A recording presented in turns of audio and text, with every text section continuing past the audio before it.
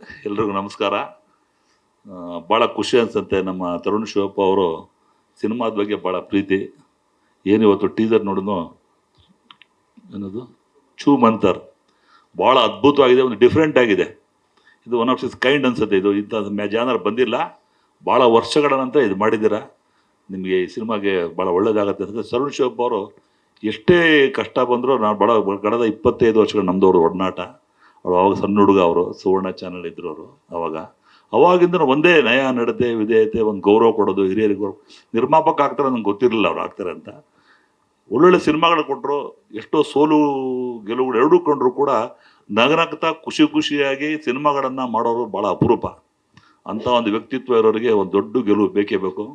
ಮುಂದಿನ ದಿನಗಳಲ್ಲಿ ತಾವೇನು ಮಾಧ್ಯಮ ಮಿತ್ರರಿದ್ದೀರ ಅವ್ರಿಗೆ ಸಪೋರ್ಟ್ ಮಾಡಿ, ನವನೀತ್ ಸಪೋರ್ಟ್ ಮಾಡಿ ಸಿನಿಮಾ ಗೆಲ್ಲಿಸೋವಂಥ ಜವಾಬ್ದಾರಿ ಕೂಡ ತಾವು ತಗೊಳ್ತೀರಾ.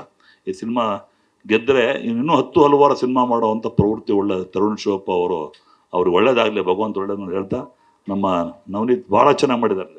ಡೈರೆಕ್ಷನ್ ಫಸ್ಟ್ ಡೆಬ್ಯೂ ಡೈರೆಕ್ಟರ್, ಮುಂಚೆ ಮಾಡಿದ್ದಾರೆ, ಹೌದು ಫಸ್ಟ್ ಮಾಡಿದ್ದಾರೆ, ಹೌದು ಕರ್ವ ಸಿನಿಮಾ ಮಾಡಿದ್ದಾರೆ. ತುಂಬ ಚೆನ್ನಾಗಿ ಮಾಡಿದ ಸಿನಿಮಾ ನೋಡಿದ್ದೀರಾ, ಭಾಳ ಅದ್ಭುತವಾಗಿ ಮಾಡಿದ್ರೆ. ಫೋಟೋಗ್ರಫಿ ಆಗಲಿ, DOP ಡೈರೆಕ್ಷನ್ಸ್ ಇದು ಎಕ್ಸಲೆಂಟ್ ಆಗಿದೆ, ಒನ್ ಆಫ್ ಇಟ್ಸ್ ಕೈಂಡ್ ಅನ್ಸುತ್ತೆ.